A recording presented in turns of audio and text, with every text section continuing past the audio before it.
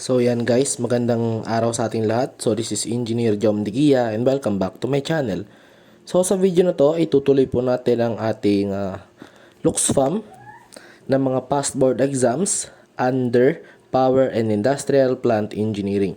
So by the way guys, puro solving po ito. Again, part 3, number 41 to 60. So start na tayo. Itong mga problems na to guys, usually lumalabas sa board exams ng mechanical engineering. Okay? So pag na-encounter itong problem na ito sa mismong board exam, so dapat tandaan nyo yung sagot. Kung hindi nyo tandaan yung sagot, dapat alam nyo kung paano i-solve. Okay? So let's start. Number 41. An ideal gas at 0.80 atmospheres and 87 degrees Celsius occupies 0.450 liter. How many moles are there in the sample? May given dyan na R, which is 0.0821 liter atmospheric over mole Kelvin. So, may choices tayong apat. So, solution natin dyan is PV-nRT lang or ideal gas equation. Substitute mo lang, binigay na pressure, yung 0.8 atmospheric pressure multiplied by V, yung given volume which is 0.450 liter. 0.45 siya guys. So, is equals to N kasi ang hinihingi dyan guys is number of moles. Yung number of moles is yung N natin. Multiplied by the given R which is 0.0821 and multiplied by T which is yung T natin dapat naka-absolute temperature. So, yung 87 degrees Celsius mo, magpo-plus ka ng 273 para maging Kelvin siya. Okay, so mukha mo dyan yung number of moles which is 0.0121752 or i-round off mo siya, lalabas is 0.0122 mole. Nandun na sagot sa letter C. Okay? Next problem, number 42. A certain gas at 101.325 kilopascals and 10 degrees Celsius whose volume is 2.83 meters cube capacity. Before admission, the storage vessel contained gas at a pressure and temperature of 137.8 kilopascals and 26 degrees Celsius. After admission, the pressure increased to 1,171.8 kilopascals. What should be the final temperature of the gas in the vessel in Kelvin? So there are 4 choices again. So solution dyan, solve mo yung mass ng gas which is to be compressed galing sa ideal gas equation natin na PV-mRT. So mukha mo yung M sub 1. Yan. Tapos, dun ulit sa mass ng gas naman na initially contained in the vessel. So PV-mRT para mukha mo yung M sub 2. Ayan, binigay dyan. And solving for the final temperature which is yung M sub 3 natin. Mass sub 3 is equals to mass sub 1 plus mass sub 2. Yung equation na nabuo mo sa mass sub 1 mo tsaka mass sub 2, ipag-combine mo upang makuha mo yung equation ng mass sub 3. And then, i-apply mo siya sa ideal gas equation which is yung PV-mRT. P sub 3 times V sub 3 is equals to mass sub 3 times R times T sub 3. And then, derive mo yung formula ng iyong temperature which is yun yung hinihingi. Final temperature ng gas na naka-Kelvin. So, madederive mo siya, makukompute mo siya, kaya lalabas is 314.2 Kelvin. Letter D. Okay? So, medyo mahaba-haba yung problem na yan. Pag na-encounter nyo sa board exam, yan, mismong tanong na yan, tandaan nyo dapat yung sagot. Para di kayo malito, or kapag alam nyo naman kung paano i-solve, ganyan lang po siya. Okay? Let's proceed to problem number 43. A perfect gas has a value of R which is 58.8 foot-pounds per pound degree Rankine and K is equals to 1.26. If 20 BTU are added to 10 pounds of this gas at constant volume, when initial temperature is 90 degree Fahrenheit, find the final temperature. So there are 4 choices again. Solution natin dyan, heat is equals to M times CV delta T. So, yung CV natin, makukuha siya, may formula, CV or C sub B. Yung CV guys is specific heat at constant volume. So, formula niya is R over K minus 1. Binigay naman yung K, which is yung ating specific heat ratio, which is 1.26. Yan yung ating K. And then, R, which is yung ano natin, gas constant natin, 58.8, binigay naman. Over 1.26 minus 1, multiplied by 1/778 para maging foot-pound force. Okay? Lalabas dyan 0.29086 BTU per pound force degree Fahrenheit. Okay? And then yung 20, yan, yung 20 is yung init. Okay? Yung heat added natin. 20 BTU is equals to 10 multiplied by 0.29086. Yung 10 is yung ating mass, naka-pounds. Multiplied by T sub 2 minus 90, makuha natin yung ninge na final temperature which is yung T sub 2 na naka-absolute temperature in degree Fahrenheit. Okay? Rather, absolute temperature, hindi pala kasi degree Fahrenheit, which is arbitrary lang siya. Kasi degree Fahrenheit eh. Kung naka-absolute ang ninge guys, magpa-plus ka ng 460. Kaya lalabas dyan is 96.88, i-round off mo, 97 degree Fahrenheit. Sagot dyan, letter A. Okay? Number 44, ammonia weighing 22 kilograms is confirmed inside a cylinder equipped with a piston as an initial pressure of 113 kilopascals at 38 degrees Celsius. If 3,200 kilojoules of heat is added to the ammonia until its final pressure and temperature is 413 kilopascals and 100 degrees Celsius respectively, what is the amount of work done by the fluid in kilojoules? There are 4 choices. So, formula lang gagamitin natin. Yan, molecular weight of ammonia given naman, which is 17. So, P sub 1 times V sub 1 is equal to M sub 1 times R times T sub 1. Ideal gas equation. So, kuha na natin yung formula ng ating volume sub 1.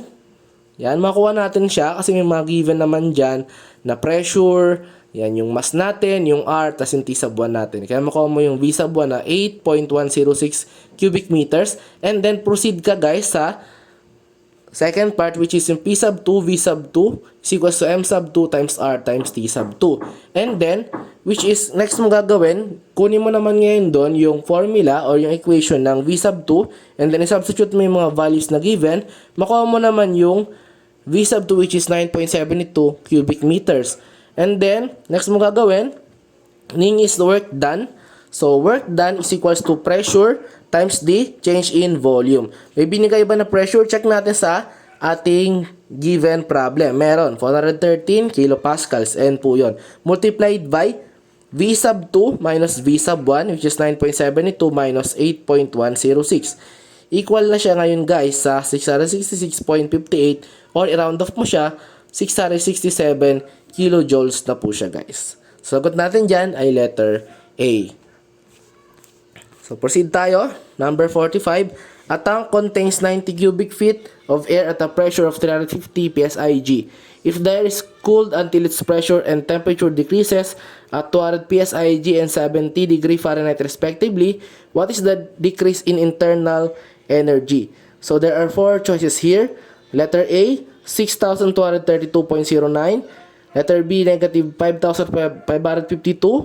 Letter C, 5,552. And D, negative 6,232.09, all in BTU. So, solution for this, ideal gas equation, PVMRT. So, kukunin mo doon yung formula ng mass, which is P sub 2 times V sub 2 over R times T sub 2. And then, yan, meron kang given na P sub 1, T sub 1, P sub 2, and T sub 2.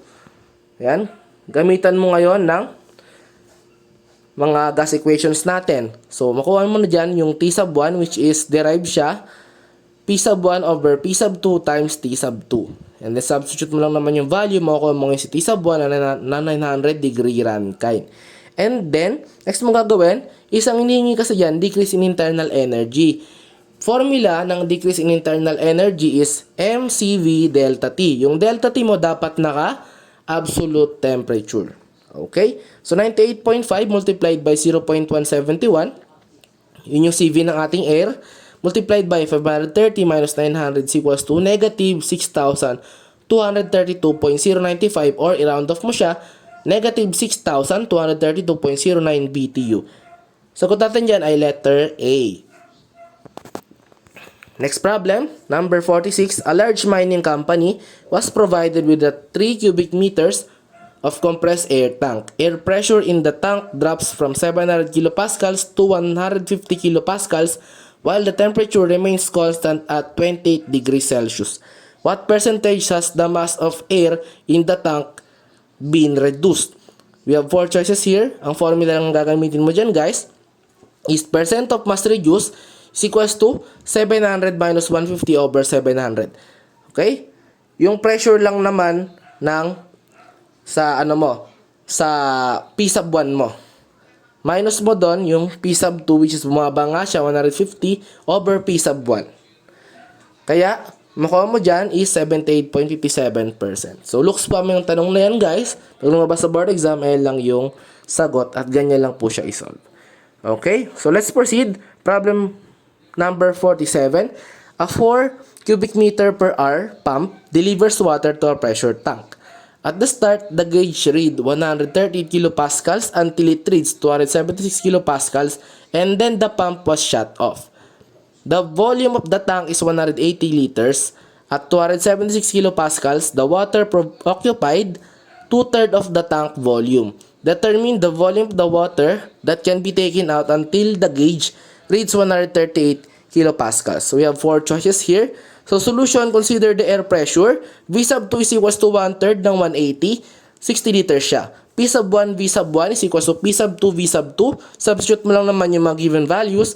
Para sa P natin, yung 138 guys na binigay dyan, yung kilopascals, gagawin mo siyang absolute kasi naka-gauge siya eh. So, magpa-plus ka ng 101.325. And then multiplied mo by the V sub 1 is equals to P sub 2, yung 276, magpa-plus ka ulit ng 101.325 para maging absolute pressure siya. And then multiplied mo by the given volume sa point 2, which is yung ating 60 liters. So makuha mo ngayon si V sub 1, 94.59 liters. So, the amount of water to be removed, ang formula niyan, ayan, 2/3 ng 180 minus 180 minus 94.59, ang lalabas is 34.59 liters. Letter B. Pag na-encounter mo yung tanong ngayon sa board exam, ang sagot dyan ay letter B. 34.59 liters. So next, number 48, a refrigeration plant is rated at 15 tons capacity. How many pounds of air per hour will it cool from 70 degree Fahrenheit to 90 degree Fahrenheit at constant temperature? So we have 4 choices here. Solution for this, we have Q is equals to MCP delta T. Yung M na may dot sa taas, yun yung ating mass flow rate. Naka-mass flow rate basis tayo, guys. So, bibinigay naman dyan, guys, yung Q natin, 15 tons capacity. So, tons of refrigeration, i-convert mo siya into BTU per hour. We all know that in 1 ton of refrigeration, we have 12,000 BTU per hour. So, cancel out mo yung TOR, yung tons of refrigeration. Magiging unit mo sa kabilang side, sa kaliwang side is BTU per hour. And then, sa kabilang side naman sa kanan, ang hinihingi is yung mass flow rate. So, mass flow rate multiplied by CP. CP ng hangin, which is 0.24, multiplied by 90 minus 70. Which is yung T sub 2 mo is 90 degree Fahrenheit and T sub 1 mo is 70 degree Fahrenheit. Ang lalabas na mass flow rate mo dyan ay 37,500 pounds per hour. Okay? Letter B. So, napaka-basic lang, di ba? Pero madali na lang i-Looksfam. Okay? So, next tayo, guys. Number 49, an air standard engine has a compression ratio of 18 and cutoff ratio of 4. If the intake air pressure and temperature are 100 kilopascals and 27 degrees Celsius, find the work in kilojoules per kilogram. So there are 4 choices here. So may mga given formula naman dyan, guys. By the way, guys, ito kasi mga binigay dito na solution is shortcut method to. Inuturo din ito, guys, sa review center. So dapat makinig kayo para masundan nyo yung mga given formula na yan. O dapat nakikinig kayo sa inyong review center. So dito kasi, supplemental na lang man itong video na to. So, for the efficiency, derived na kasi yan, 1 minus B over A. So yung A mo daw is, yung ano siya, yung compression ratio na naka-raise sa K minus 1. Yung B mo is yung cutoff ratio na naka-raise sa K minus 1 over K multiplied by cutoff ratio minus 1. So yung E mo, yan, makakuha mo dyan, is 0.5531 or 55.31%. And then, Next mo gagawin, para makuha si T sub 2, syempre galing siya sa T2 VV2 eq. Babaliktarin mo lang naman, yung 1 minus K magiging K minus 1. So, T sub 2 is equal to T sub 1 multiplied by V sub 1 over V sub 2 raised to K minus 1. Substitute the given values. Yung K mo dyan is yung 1.4 naman palagi. Pag walang binanggit sa problem na value ng K, automatic 1.4. Standard natin. Kaya makuha mo yung T sub 2 na 953.3 Kelvin. Tas, papunta naman sa constant pressure heat addition. And guys, may given of diagram naman, masusundan nyo na lang siya. So, di ba? Masusundan nyo na lang siya sa ating given diagram. So, nag-jump na tayo sa number 49. Yan. Yan, may given diagram naman. Kaya, di kayo malilito dyan. Okay? And then, nakuha niya dyan is yung papunta naman sa constant pressure heat addition sa T sub 3. V sub 3 over V sub 2 times T sub 2. 4 times 953.3 is 3,813.2 Kelvin. And then, papuntang Q, sa Q ng 2 to 3, MCP delta T, 1 times 1 times 3,813.2 minus 953.3 is equals to 2,859.9 kilojoule per kilograms. And then for the efficiency, yun yung W over Q. Makuha mo naman doon guys yung formula ng W kasi work ang hinihingi Work is equals to efficiency times the heat. 0.5531 yung na-compute mo kanina, multiplied mo sa nakuha mong work which is yung ating nakuha mong heat rather 2,859.9, lalabas is 1,581.6 or 1,582 kilojoule per kilogram mass. Okay? Nandun siya sa letter C. So, tandaan nyo yan, problem na yan. Pag lumabas sa board exam, sagot dyan ay letter C. So, sige, proceed tayo. Number 50, determine the air standard efficiency of an engine operating on a diesel cycle with a clearance of 6% when the suction pressure is 99.7 kilopascals and the fuel is injected for 7% of the stroke. Assume K is 1.4. So, there are 4 choices here. So, solution dyan guys, V sub 3 minus V sub 2 is 0.07 V sub D. 7% ng volume displacement mo. So, V sub 2 is 0.06 V sub D. And then, V sub 3 is 0.07 V sub D plus V sub 2 is equals to 0.07 volume displacement plus 0.06 volume displacement is equals to 0.13 volume displacement. Sundan nyo guys kung paano nakuha nandyan naman sa ating solution. Cutoff ratio is equals to volume sub 3 over volume sub 2 which is 0.13 volume displacement over 0.06 volume displacement. 2.167 yung cutoff ratio natin. Yung ating compression ratio, yung R sub K natin is 1 plus C over C. Kaya, equivalent niyan is 1 plus 0.06 over 0.06, which is 17.667. And then, we have the efficiency. Yan yung formula, na shortcut formula dyan guys, is 1 minus quantity of 1 over compression ratio raised to K minus 1 multiplied by the quantity of cutoff ratio raised to K minus 1 all over K times the cutoff ratio minus 1. So, substitute mo lahat na nakuha mong values and then lalabas dyan yung 0.6211 or 62.11%. Nando siya guys sa letter A. Okay? So, sige. Proceed tayo. Number 51. So, thermo 2. Steam at 2 megapascals and 250 degrees Celsius in a rigid cylinder is cooled until the quality is 30%. Find heat rejected from the cylinder. So, itong mga values na nandyan guys, kung makikita nyo, yan, galing yan sa steam tables. Okay? So, nakuha na yan doon. So, binigay naman na yan dyan. So, may 4 choices tayo. So, solution dyan is yung heat daw is U sub 2 minus U sub 1. So, yung U sub 1 natin guys, is 2,679.6 kilojoule per kilograms. Yun yung ating internal energy sa 2 megapascals and 250 degrees Celsius. And then, sa U sub 2, kailangan may given ka na U sub F tsaka yung UFG natin. So, yung U sub F natin, nakuha natin sa 2 megapascal saturated, siya ay 906.44 plus. Yung X natin na binigay is 30% multiplied by UFG. UFG is yung simply the difference of U sub G and U sub F natin. So, kaya lalabas dyan, 1,693.8. Magiging total niya is 1,414.58 kilojoule per kilograms. Ang Q ngayon natin na makukuha natin is U sub 2 minus U sub 1, 1,414.58 minus 2,679.6 equals siya sa negative na heat, which is heat rejected, is negative 1,265.02 kilojoules per kilogram mass. Okay, so ganyan lang po ang pag-solve ng ganyang problem sa Thermo 2. Number 51, Looksfam yan. Sagot dyan is, yan, negative 1,265.02.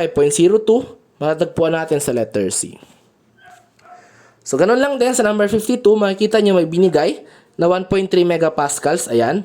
Mixture of steam and water has an entropy. Entropy naman na 3 kilojoules per kilogram Kelvin. Hinahanap naman is enthalpy. So, binigay yung mga values galing steam tables. Ayan po yan guys. Yung mga S sub F mo, S sub G, H sub F, saka H sub G mo. So, may 4 na choices ka para makuha si S. Okay? S sub F plus X S F G. So, yung S mo, binigay. Yung iyong entropy, 3 kilojoules per kilogram Kelvin. Okay, and then S sub F mo, nandiyan naman na, nakuha mo na rin. So, 2.2515 plus X times 6.4952 minus 2.2515. Makuha mo yung iyong quality na 0.1764 and then, yung quality na yon, okay, gagamitin mo para makuha yung iyong enthalpy ng mixture. H is equals to H sub F plus X HFG. 814.93 plus 0.176 multiplied by 1972.7 is equals to 1,162.91 or 1,162.40 kilojoules per kilogram mass. Matatagpuan natin yung sagot sa letter D. Okay? Looksfam yung tanong na yan. Sagot dyan, letter D. Okay? Next, ganun lang din sa number 53. Mixture naman, 70% quality. Tapos may pressure na 500 kilopascals, isothermally heated naman daw. Hanggang ang pressure niya ay maging 300 kilopascals. Find the heat added during the process. Yan, nakuha ulit sa same table yan guys. Sa 600 kilopascals sa table 1 or table 2, makuha mo dyan yung S sub F tsaka S sub G. Okay, pagdating naman sa 300 kilopascals saka 151.86 degrees Celsius, magkakaroon ka ng konting interpolation dyan para makuha mo yung S na 7.0888 kilojoules per kilogram Kelvin. So, may 4 kang choices. Solution for this, syempre, makukuha mo yung S. S is equals to S sub F plus X SFG. 1.8607 plus 0.70 multiplied by 4.9606 is equals to 5.333. Okay? So, yung S sub 2 mo is 7.0888 kilojoules per kilogram Kelvin. Okay? And then, for isothermal process, Q is equals to T delta S. Yung T mo, 151.86, di ba? Yung given na corresponding doon sa 300 kilopascals mo, i-plus mo sa 273 para maging absolute temperature siya. Multiplied by S sub 2, 7.0888 minus 5.333. Lalabas sa pinakasagot mo dyan ay 745.92 kilojoules per kilogram mass. Letter A. So yan, mga ganyan, paulit-ulit lang naman, Thermo 2, di ba? Hanggang sa board exam nakakaabot yan. So kung nahihirapan ka sa Thermo 2, i-Looksfam mo na lang yung mga ganitong tanong. Bihira naman yung mga ganyang tanong na sobrang hihirap na di mo masolve. Pero dapat marunong ka mag-interpolate, as well as, syempre, dapat paganahin mo yung memorya mo pagdating sa pag-Looksfam. Kung hindi mo man masolve, i-Looksfam mo na lang. Okay? Pag na-encounter mo yung tanong na yan, sagot dyan, letter A, 745.92 kilojoules per kilogram mass. Next, number 54, a tank contains exactly 1 kilogram of water consisting of liquid and vapor in equilibrium at 1 megapascals. If the quality contains 1/3 and the remaining is vapor of the volume of the tank, what is the enthalpy of the contents of the tank? At 1 megapascals, nakuha mo yung mga given na yan. Galing sa steam table. Okay? Table 2. Yan, yung mga values ng U sub F mo, ng U sub FG mo, H sub F, and HFG mo. May 4 kang choices. So, let V, total volume of the tank, yung V na malaki. Mass sub 1 is equals to V sub 1 over the specific volume at point 1. So, yung V sub 1 mo daw, 1/3 ng volume. So, 1/3 V over specific volume at point 1, which is 0.0011273. Makuha mo dyan yung sagot mo na 295.69 times V. Yung M sub V mo naman, mass ng vapor, is equals to volume ng vapor over the specific volume ng vapor. 2/3 ng vapor, okay, over 0.1944. Nakuha mo naman yun. Nandiyan naman So, 3.429 V. So, X is M sub V. Yan yung ating quality. M sub V over M sub V plus M sub 1. 3.429 V over 3.429 V plus 295.69 V. Makuha mo dyan yung 0.01146. And then, proceed ka na para makuha mo yung enthalpy, which is H sub F plus X HFG. Okay? May given ka na X. Yun yung nakuha mo kanina. Kaya, 762.81, nakuha mo sa table 2 ng steam table mo, plus 0.01146, yan yung nasolve mo na X, multiplied by HFG, 2015.3 kilojoules per kilogram mass. Lalabas na pinaka-enthalpy mo ay 785.92 kilojoules per kilogram mass. So, that's the answer for number 54. Pag na-encounter mo yung problem naman sa board exam, sagot dyan ay letter C, 785.92 kilojoules per kilogram mass. Next problem, number 55. Water substance at 70 bar and 65 degrees Celsius enters a boiler tube of constant inside diameter of 25 millimeters. The water leaves the boiler tube at 50 bar and 700 Kelvin at velocity of 150 meters per second.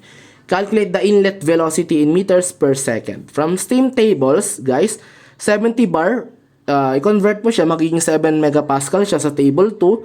Tapos, syempre, dapat i-locate mo yung sa katapat niya na 65 degrees Celsius. Okay? So, makukuha mo ngayon yung internal energy. Rather, hindi pala internal energy, yung iyong specific volume, which is 0.001017 cubic meters per kilograms.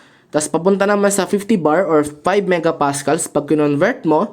And then, katapat niya na 700 Kelvin or 427 degrees Celsius. Ang katumbas niya na specific volume ay 0.06081 cubic meters per kilogram. So, we have 4 choices here. So, solution lang naman dyan, mass at point 1 is equals to mass at point 2. So, formula, Q sub 1 over V sub 1 is equals to Q sub 2 over V sub 2, which is yung ating mga V dyan ay yung specific volume natin. Okay, so area times the volume over the yung ating binigay na specific volume at point 1 is equals to area times volume 2 over specific volume at point 2. Okay?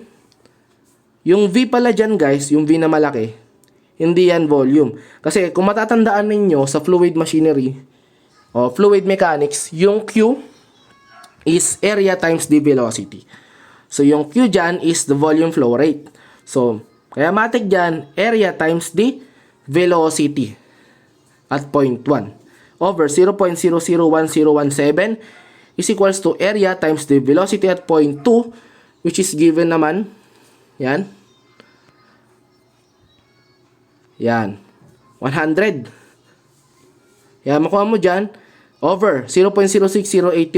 Makuha mo dyan yung V sub 1, yung inlet velocity mo na 2.51 meters per second. So, guys, dito may clarification lang ako. Kasi, dapat dito sa point 2, sa V sub 2 natin, 150 yan. Palitan nyo na lang siguro, guys. Typo error lang yan. A times 150. Kasi, V sub 1 ang hinihingi natin dyan, yung inlet velocity. Outlet velocity kasi itong 150 eh. Nagtaka lang ako bakit 100 nakalagay dito. Pero 150 dapat yan. Kaya makuha mo dyan yung V sub 1 inlet velocity mo na 2.51 meters per second. Pag na-encounter mo yung problem sa board exam, yan ang mismong sagot. Yan ang mismong solution. Okay, proceed tayo guys sa number 56. Water substance at 70 bar and 65 degrees Celsius enters a boiler constant inside diameter of 35 mm. Parang kagaya lang din ng number 55. Dito naman, inlet volume flow naman na naka-liters per second. Volume flow rate naman na naka-liters per second at point 1. So, binigay naman na yan guys. Ganyan ulit. Yung mga values natin, may given na apat na choices. So, solution pa rin, mass at 0.1 is equals to mass flow rate at 0.2. So, doon manggagaling sa equation ng continuity. Yan, Q1 over the velocity at 0.1 is equals to Q2 over the velocity at 0.2. Ay, hindi pala velocity. Ulitin ko guys yung Q sub 1 is equals to ating volume flow rate. Okay? Yung Q sub 1 tsaka Q sub 2. Yung nasa ilalim na denominator nila, which is yung parang V, kasi medyo nakakalito pagdating sa mga ganitong nakatype Yan yung V na yan na parang pakurba. Yan yung ating specific volume na na-obtain mula sa steam table. Yan guys, so yung U sub 1 tsaka U sub 2. Medyo magkahawig kasi kaya medyo nalilito ako sa pagbasa. U sub 1 is equals, diba, sa U sub 2 sa kabila ganun din. So, derive mo pa si volume flow rate, area times the velocity. So, area times velocity at 0.1, doon sa 0.2, area times the velocity at 0.2. Tapos, yung denominator mo, ayan, yung sa baba, is yung ating specific volume at 0.1, sa kabila, specific volume at 0.2. Kaya, makuha mo dyan, yan guys, V sub 1, makuha mo yung inlet velocity. Diba? Sabi ko sa inyo, 100 yung kanina, 150 dapat yun. Yan yun. Diyan, tumama na siya dyan. Kaya makuha mo yung Q sub 1 mo, area times the velocity. Pi over 4 times 0.035, yun yung given diameter, squared times 1.672, ayan yung iyong tinatawag na velocity inlet. So, magkuha mo sagot dyan, 1.609 times 10 raised to negative 3 cubic meters per second. Or, pag kinonvert mo sa liters per second, lalabas dyan, 1.609 liters per second. Okay? Andun siya sa letter D. Pag na-encounter mo yung tanong na yan mismo sa board exam, sagot dyan ay letter D. 1.609 liters per second. Okay, so 57 na tayo guys. So, puro steam tables na kasi ginagamit dito sa mga succeeding problem guys. Sabi dyan, steam leaves an industrial boiler at 827.4 kilopascals and 171.6 degrees Celsius. A portion of the steam is passed through a throttling calorimeter and is exhausted to the atmosphere when the calorimeter pressure is 101.4 kilopascals. How much moisture is leaving the boiler and container if the temperature of the steam at the calorimeter is 115.6 degrees Celsius. Given, guys, yung 827.4 kilopascals and 171.6 degrees Celsius from table 2, makuha mo dyan yung H sub F mo na 727.25 kilojoules per kilogram, tsaka yung HFG mo na 2043.2 kilojoules per kilograms. And papunta naman do sa 101.4 kilopascals saka 115.6 degrees Celsius, again from steam table. Table 2, H sub 2 makuha mo yung enthalpy 2707.6 kilojoules per kilogram. So dito guys, di na inelaborate isa-isa no kasi papahaba pa. Pero may mga prosesong dinaanan yan gagaya ng interpolation or double interpolation. Okay, so dapat marunong na kayong gumamit ng steam table sa mga puntong ito. So may apat kang choices. Solution, let X be the quality of steam entering the throttling calorimeter. Kasi, ang hiningi is moisture. Kailangan mo dun muna yung iyong quality. So, H sub 1 is equals to H sub 2. So, yung H sub 1 mo is yung, ayan, 727.25 plus X times 2043.2 equal ngayon siya sa H sub 2 mo na 2707.6 kilojoules per kilogram mass. Makuha mo dyan yung quality ng iyong vapor. Lalabas is 0.9692 and minus mo ngayon sa 1 para makuha mo ngayon ang hinihinging moisture content. Alam naman natin na moisture content plus the quality of the vapor is always equals to 1. Kaya pag hinihingi sa'yo yung value ng moisture content sa isang mixture natin, yan ay 1 minus x lang. Okay? Vice versa lang naman guys, pag hinihingi naman yung x, 1 minus y naman siya. Pag manakuha mo naman yung y doon sa equation mo.